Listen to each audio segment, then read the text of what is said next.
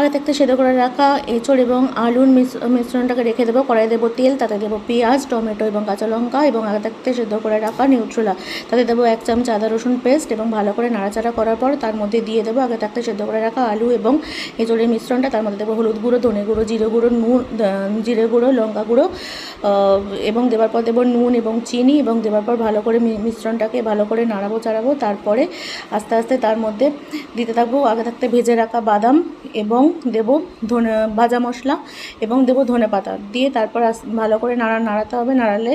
নাড়াচাড়া করার পর এটাকে গরম মশলা দেবো, দিয়ে শাহি গরম মশলা দেওয়ার পর ঠান্ডা করে চপের আকারে গড়ে নিতে হবে। বাসনে একটা ব্যাটার তৈরি করে নিতে হবে। তারপরে এটাকে চপগুলোকে কর্নফ্লাওয়ারে কোট করে বেসনে ডুবিয়ে তারপরে ডুবো তেলে ভাজলেই রেডি হয়ে যাবে এঁচড়ের মুচমুচে চপ। এটাকে দুদিকে ভালো করে লাল লাল করে ভেজে নিতে হবে।